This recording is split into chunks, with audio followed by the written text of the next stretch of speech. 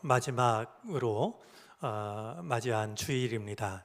설 명절을 지키고 우리가 모였는데 다들 설 명절을 은혜롭고 또 의미 있게 보내셨는지 모르겠습니다.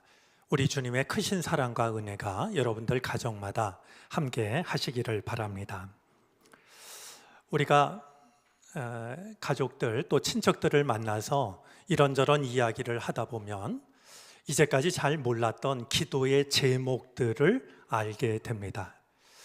우리의 가정이 기도하는 우리가 있어서 언제라도 평안한 또 하나님의 뜻이 아름답게 이루어지는 그런 가정이 되어졌으면 좋겠습니다.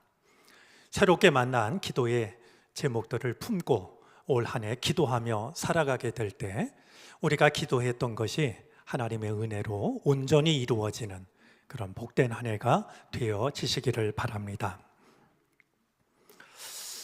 올 겨울은 유난히 흔하다 싶을 만큼 많은 눈이 내리고 있습니다. 또 마치 시베리아가 우리 남쪽으로 내려온 것처럼 차가운 날씨가 이어지고 있는데 게다가 가스비가 폭등을 해서 가뜩이나 힘든 우리들의 삶이 더 위태롭게 여겨지기도 합니다. 이런 때가 되면 떠오르는 그 마종기 시인의 겨울 기도라는 그런 시가 있습니다. 첫 번째 연이 이렇게 시작이 됩니다. 하나님, 추워하며 살게 하소서. 이불이 얇은 자의 시린 마음을 잊지 않게 하시고 돌아갈 수 있는 몇 평의 방을 고마워하게 하소서. 참 진솔한 기도라고 여겨집니다. 돌아갈 수 있는 몇 평의 방을 고마워하게 해달라라는 기도도 그렇고 이불이 얇은 자의 시린 마음을 잊지 않게 해달라라는 기도도 참 마음에 와닿습니다.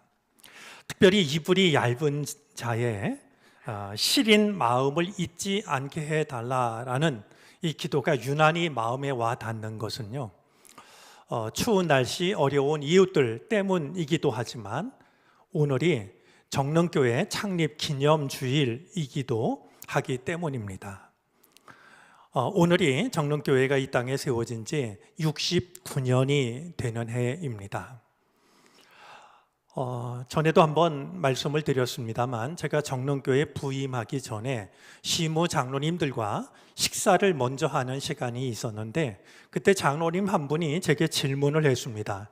목사님은 정릉교회가 어떤 교회가 되기를 원하세요? 매우 중요한 질문이라고 여겨졌는데요. 잠시 생각하다가 저는 이렇게 대답을 했습니다. 정릉교회 교인들이 자랑하는 교회가 아니라 교회 밖에 있는 사람들이 이런 교회가 우리 곁에 있어서 참 고맙다, 그렇게 이야기할 수 있는 교회가 되었으면 좋겠습니다. 지금도 마찬가지 생각입니다. 오늘 마종기 시인의 시대로 하자면 얇은 이불을 덮고 가슴이 시린 그런 이웃들을 언제라도 따뜻하게 품어줄 수 있는 그런 교회가 되어졌으면 좋겠습니다. 하나님께서 정릉교회를 축복해 주셔서 이웃들을 더 많이 더 큰 사랑으로 품어 안을 수 있는 교회가 되어지기를 바랍니다. 몇 해 전에 대한항공 기장 출신의 장로님과 대화를 나눈 적이 있습니다. 제가 평소에 궁금했던 것 한 가지를 장로님께 여쭙습니다. 오래전에 책을 읽다가 불환귀점이라는 말을 만난 적이 있는데 혹시 그런 용어가 정말로 있느냐라는 것이 제가 묻고 싶었던 질문이었습니다. 이야기를 들은 장로님께서 그런 말은 없는데 이 항공 용어 중에 중요한 용어 중에 하나가 ETP라는 게 있습니다 라고 설명을 했습니다. ETP라는 말은 Equal Time Point라는 말인데요, 굳이 그 의미를 살려서 우리말로 옮기면 등 시점이 됩니다. 오늘 우리 제목이기도 한데요, 시간이 같은 지점이라는 뜻인데요, 이 비행기를 몰고 목적지로 가다 보면 이제 연료가 소진되지 않겠습니까? 그래서 남아있는 연료로 계산을 하면 출발했던 곳으로는 되돌아갈 수가 없는, 연료가 모자라서 말이죠. 이제는 목적지를 향해서만 나아가야 되는 어떤 지점이 있다라는 겁니다. 이거를 기장은 잘 알고 있어야 되고, 유사시에 이제 이 등시점을 지난 뒤라고 하면 어떤 어려움이 있어도 출발한 곳으로 돌아가려고 하는 게 아니라 목적지를 향해서만 가야 되는, 아니면 어떤 대체 비행장의 비상 착륙을 결정해야 되는 말이죠. 그 기준이 되는 매우 중요한 지점이라는 것이었습니다. 돌아갈 수가 없는, 오직 앞으로만 나가야 하는 바로 그 지점이 등시점이라는 것이었는데요. 저는 오늘 말씀을 생각하면서 바로 그 등시점 이야기가 생각이 났습니다. 이 말 앞에서 우리가 좀 질문을 해야 될 것이 있다라고 여겨집니다. 지금까지 내가 살아오면서 수많은 일들을 경험을 했는데요, 나에게 가장 결정적인 영향을 끼친 가장 중요했던 일은 무엇이었을까요? 우리들의 신앙에 대해서도 마찬가지입니다. 신앙 안에서 우리가 많은 은혜를 받았고 많은 일들을 경험했는데, 지금까지 지내온 내 신앙생활 중에서 가장 중요한 순간을 대라고 하면 그 순간은 언제일까요? 한번 등시점이라는 말 앞에서 그 두 가지 질문을 우리 자신에게 물어보면 좋겠다라는 그런 생각이 듭니다. 출애굽을 한 이스라엘 백성들이 광야길을 40년간 걸어갑니다. 사실 믿음으로 걸어갔다라고 하면 금방 갈 수 있는 거리였습니다. 그런데 그들은 불순종했고 거역합니다. 그래서 참으로 먼 길을 걸어갈 수밖에 없었습니다. 사실 이스라엘 백성들의 이 모습은 우리들의 인생을 돌아보게 합니다. 우리도 그럴 때가 얼마나 많을까요? 편하게 갈 수 있는 길을, 금방 갈 수 있는 길을, 먼 길을 돌아 한평생 시간을 보내는 말이죠. 많은 사람들이 내가 그렇게 살고 있다라는 것을 뒤늦게 후회하며 깨닫는 것은 아닐까 생각해 보게 됩니다. 40년간 광야길을 걸어간 이스라엘 백성들은 수많은 경험을 하는데요, 그 수많은 경험들이 바로 우리가 지금 읽고 있는 출애굽기 안에 담겨져 있습니다. 자, 이스라엘 백성들이 광야에서 경험했던 수많은 경험 중에서 가장 중요한 경험이 있었다면 그것은 어떤 일일까요? 물론 성경을 읽는 사람에 따라서 얼마든지 서로 다른 것을 중요하게 여길 수 있겠지만 빠뜨릴 수 없는 일이 한 가지 있다라고 여겨집니다. 바로 시내산에 이르렀을 때 하나님으로부터 십계명이 적힌 돌판을 받았던 일입니다. 저는 성경 독자의 한 사람으로서 바로 이 순간이야말로 이스라엘 백성들에게는 ETP를 지나는 순간이 아니었을까? 등시점을 지나는 순간이 아니었을까 생각을 하게 됩니다. 왜냐하면 그동안 이스라엘 백성들은 하나님에 대해서 잘 알지를 못했습니다. 하나님께서 선택하신 사람, 예를 들면 모세와 같은 사람을 통해서 하나님께서 전하시는 뜻을 간접적으로 들어왔을 뿐입니다. 그런데 시내산에 이르러서는요, 살아계신 하나님을 그들은 경험하게 됩니다. 뿐만이 아니라 누군가가 들려주는 하나님의 말씀을 듣는 게 아니라 하나님께서 친히 새겨주신 살아계신 하나님의 말씀을 만나는 경험을 하게 됩니다.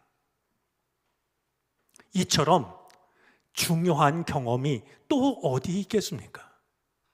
그런 점에서 시내산에 이르러서 하나님을 뵙고 하나님으로부터 말씀을 받았던 그 순간은 광야를 지나갔던 백성들뿐만이 아니라 이스라엘 전체 역사에 있어서 어쩌면 신앙의 길을 걷고 있는 우리들에 이르기까지 믿음의 등시점이 되는 순간이 아니었을까 하는 생각을 갖게 되는 겁니다. 피곤하고 불안한 걸음을 옮기던 백성들이 걸음을 멈추고 살아계신 하나님을 만납니다. 그리고 누군가를 통해서 들었던 그런 하나님의 뜻을 하나님께서 직접 새겨주신 돌판을 통해서 만나게 됩니다. 이만한 경험이 있다면 다시 과거의 시간으로 돌아가는 것은 불가능한 일이 되지 않았을까? 그 경험이 너무나 소중하기 때문에 이제는 하나님께서 이끄시는 대로 앞으로 나가는 것이 자신들의 삶의 전부라고 하는 것을 그들은 깨닫고 결단하지 않았을까? 그런 생각들이 이어집니다. 그런 점에서 출애굽한 이스라엘 백성들이 시내산에서 어떤 경험을 했는지 하는 것을 다시 한번 살펴보게 됩니다. 왜냐하면 우리들에게도 이 시내산에서 있었던 이 경험이 우리들의 믿음의 등시점이 될 수가 있기 때문입니다. 과연 말씀을 받았던 일과 관련해서 시내산에선 어떤 일이 있었던 것일까요?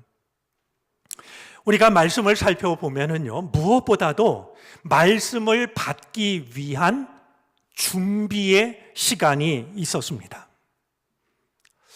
우리가 성경을 그냥 읽으면 출애굽을 한 지 3달이 되었을 때 시내산에 도착한 것으로 이해하기가 쉬운데요. 애굽에서 떠날 때가 첫째 달이었습니다. 그런 점에서 애굽에서 빠져나온 지 2달 만에 시내산에 도착을 합니다. 이 시내산에 도착을 했을 때 하나님께서 모세를 불러서 이제 하나님께서 출애굽한 백성들에게 가지신 하나님의 뜻을 전달합니다. 여러분, 하나님께서는요, 이집트에 살던 백성들을 가나안 땅으로 옮기는, 그게 하나님의 백성들을 향한 하나님의 뜻의 전부가 아니었습니다. 이집트 땅에서 살던 것보다 조금 더 좋은 조건인 가나안 땅으로 가는 것, 거처를 옮기는 것이 하나님의 뜻의 전부가 아니었다는 겁니다. 모세를 통해서 일러주시는 하나님의 백성들을 향한, 그래서 출애굽을 하게 한 하나님의 뜻은 하나님의 백성들을 제사장 나라가 되게 하고 하나님의 백성들을 거룩한 백성으로 삼기 위해서입니다.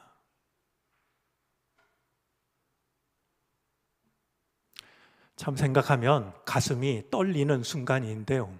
하나님께서 왜 하나님의 백성들을 선택하셔서 이집트에서 종살이 하던 그들을 광야로 끌으셨을까? 하나님의 백성들을 제사장 나라가 되게 하려고. 여러분, 우리가 서야 되는 위치는요, 하나님과 세상 사이입니다. 제사장은 백성들의 죄를 자신이 품어 안고 하나님께 나아가서 우리들의 죄를 용서해 달라고 비는 사람 아니겠습니까? 우리만 잘 되기를 바라는, 그게 하나님께서 우리를 선택하신 이유가 아닙니다. 우리를 제사장 나라가 되게 하려고, 또 우리로 하여금 거룩한 백성이 되어서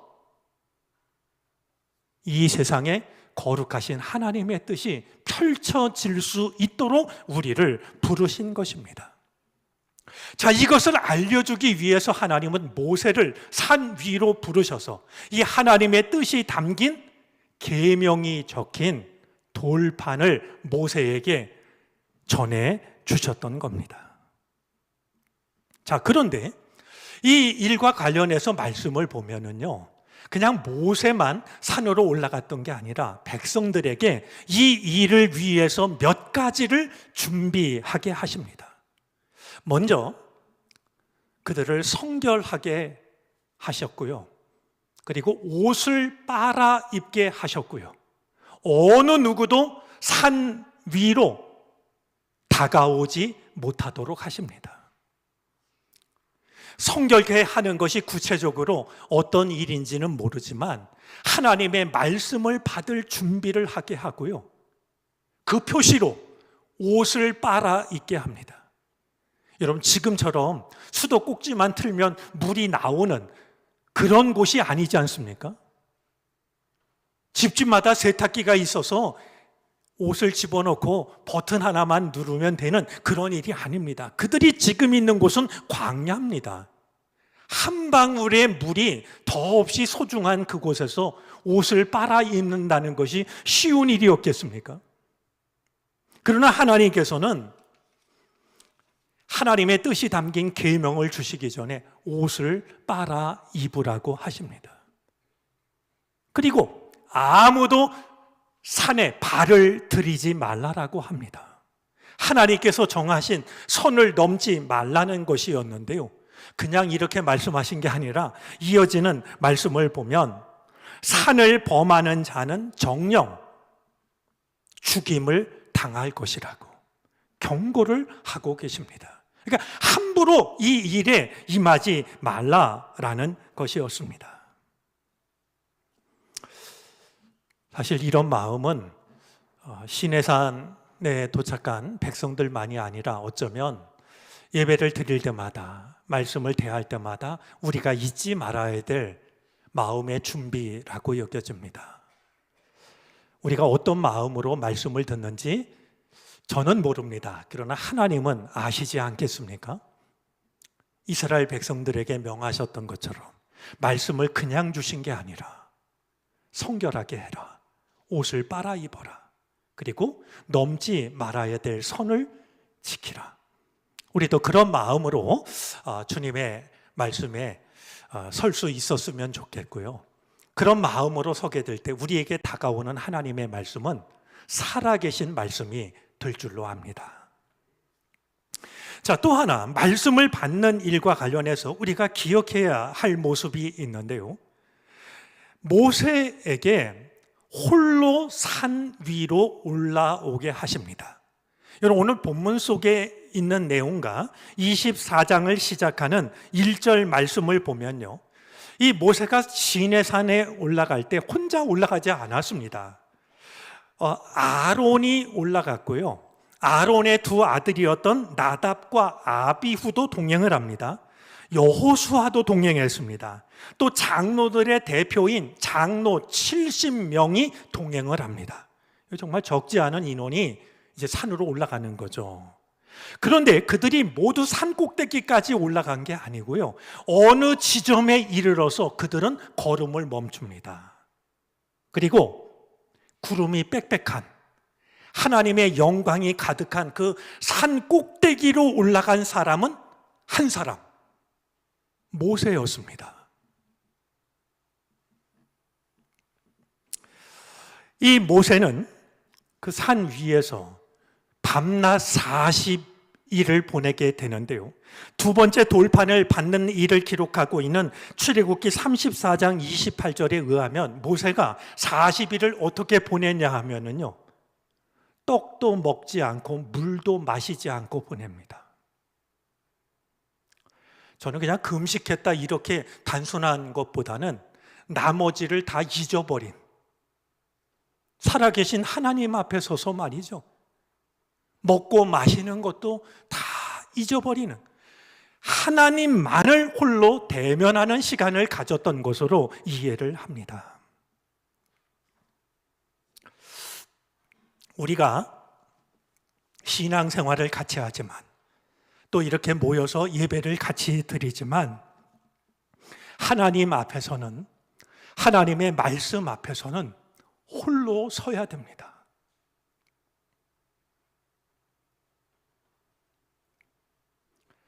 광야길을 지나는 백성들이 적지가 않았지만, 또 산에 같이 올랐던 사람들도 적지가 않았지만, 하나님의 말씀 앞에 서기 위해서는, 하나님의 말씀을 받는 최종의 순간은 모세 홀로 하나님께 나아갔다라고 하는 것을 우리는 가볍게 여겨서는 안 됩니다.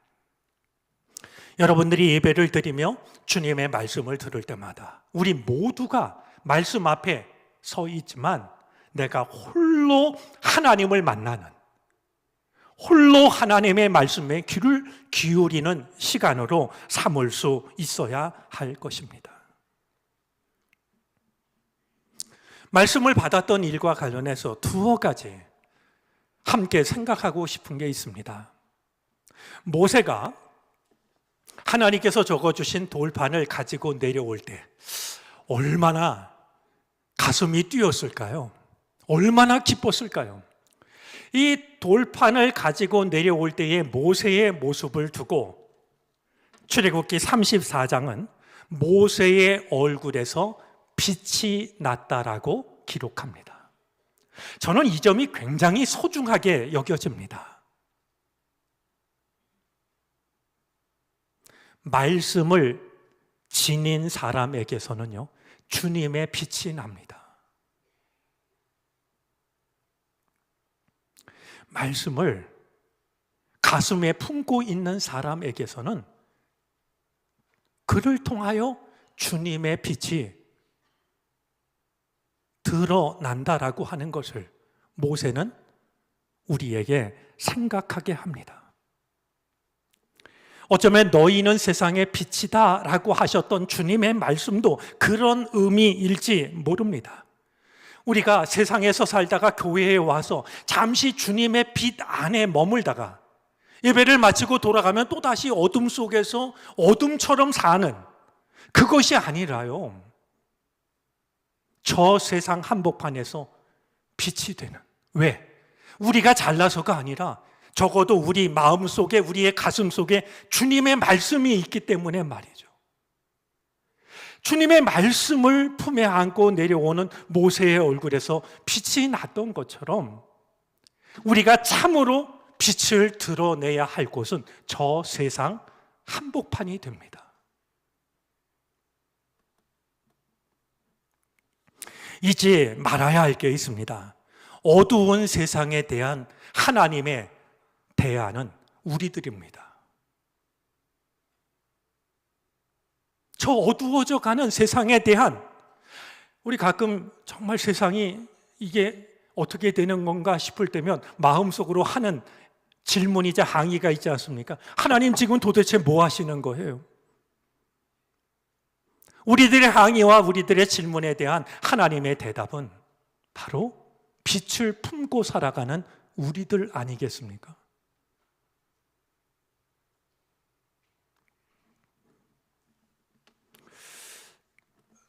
막상 자신의 얼굴에서 빛이 나는 모세는 그 사실을 몰랐습니다.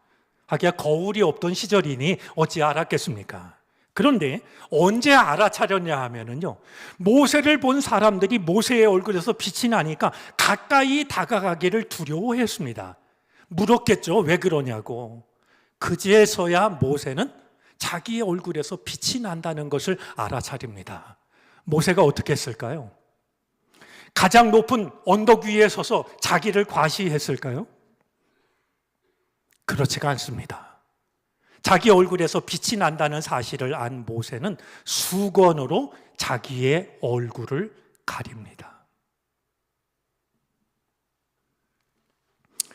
참 아름답고 참으로 겸손한 모습이 아닐 수가 없습니다.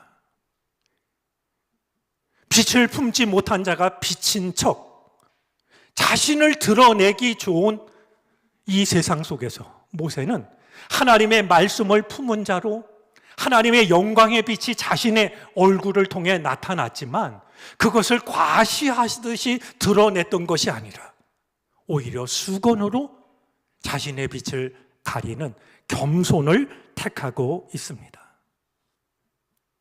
이 모세의 모습을 우리가 마음에 간직했으면 좋겠습니다.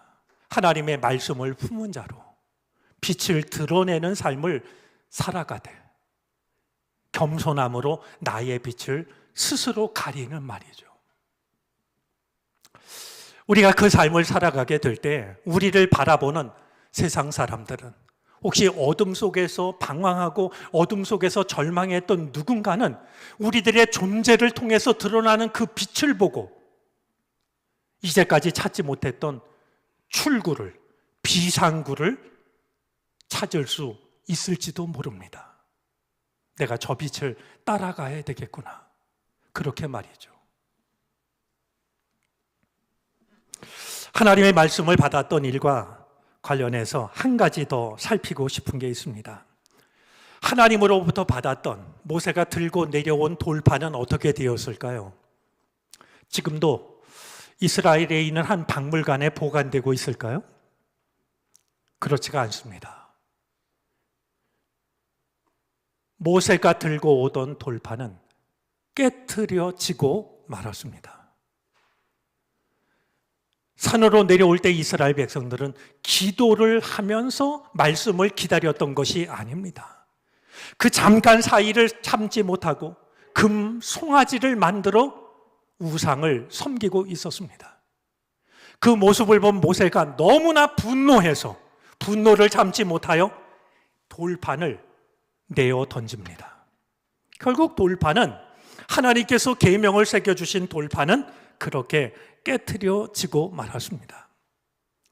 우리는 모세를 이해합니다. 공감합니다. 얼마나 화가 났으면 그랬을까? 이해가 되지 않습니까?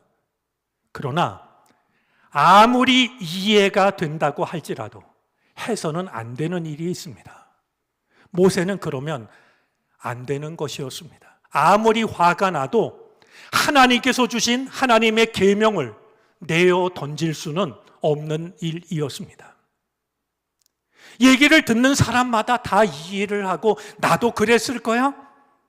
공감을 한다 할지라도 해서는 안 되는 일이 있었던 것이었습니다. 그런데 돌아보면 우리도 크게 다르지 않습니다.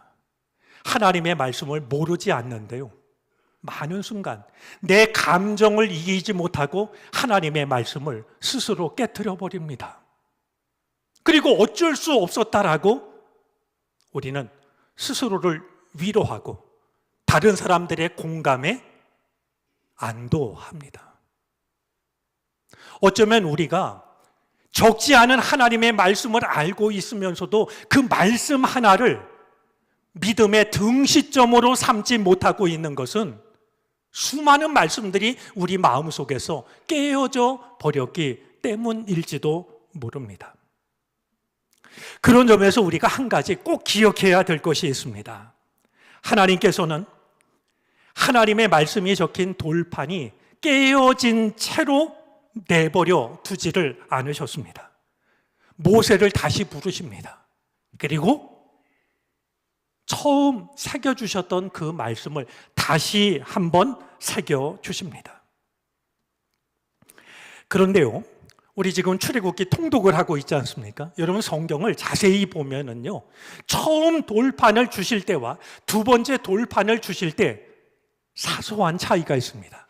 저는 사소해 보이지만 매우 중요한 차이라고 생각합니다. 출애굽기 32장 16절에 보면은요, 처음 돌판은 돌판도 하나님께서 만드신 것이었고 글씨도 하나님께서 새겨주신 것이었습니다.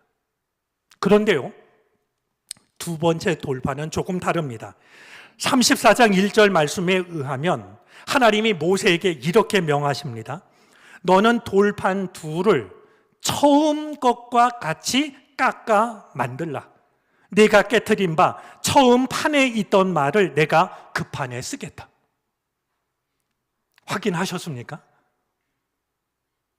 처음 돌판은 돌판도 하나님이 만드셨고 새기기도 하나님이 새기셨는데요, 두 번째 돌판은 모세에게 처음 돌판처럼 깎아 만들라라고 모세에게 준비하라고 하십니다.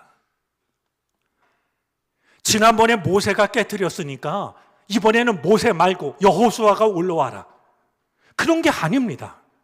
또다시 모세를 올라오게 하시는데 다만 처음 깨뜨렸던 돌판과 같은 돌판을 내가 만들어라 라고 하신 겁니다. 하나님은 돌판을 깨뜨린 그 사람에게 돌판을 만들게 하십니다.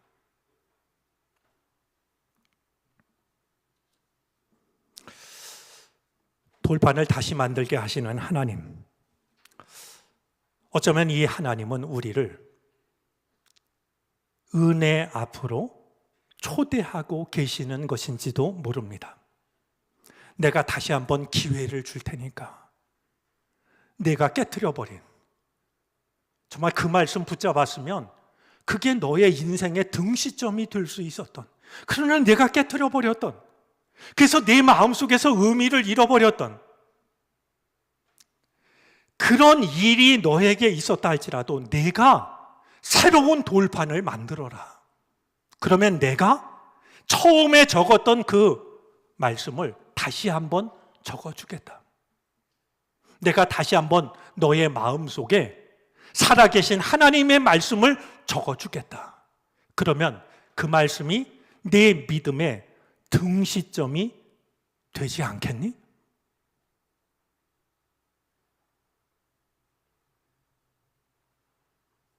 세상을 살면서 잃어버리기도 했고 깨트려버리기도 했고 때로는 내 감정을 이기지 못해서 내던져버리기도 했던, 그래서 흔적은 있지만 의미를 잃어버린 수많은 말씀을 두고서 이제는 내가 새로운 마음판을 만들라고, 그러면 내가 다시 말씀을 새겨주겠다라고 주님은 오늘도 우리를 은혜 앞으로 초대하고 계십니다. 새로운 마음판을 준비하셔서 하나님의 말씀을 새로운 마음판에 새기시기를 바랍니다. 그 말씀을 내 믿음과 삶의 등시점으로 삼아서 하나님, 저는 다시는 무의미한 시간으로 돌아갈 수 없어요. 저는 어떤 일이 있다 할지라도 살아계신 주님 앞으로 나아갈 뿐입니다. 이 마음을 가지고 살아가는 우리 모두가 되어질 수 있기를 주님의 이름으로 당부합니다. 기도하겠습니다. 다시는 무의미한 것을 향해 돌아서지 않는, 오직 주님을 향하여 나아가는 믿음의 등시점을 지나기를 원합니다. 우리에게도 신의 산을 경험케 해 주시옵소서. 성결하게 하며 홀로 하나님을 만나며 새로운 마음판을 준비하게 하여 주셔서 다시는 지워지지 않을 말씀, 내 인생의 등시점으로 삼을 하나님의 말씀을 마음에 새기게 하옵소서. 예수 그리스도의 이름으로 기도를 드립니다. 아멘.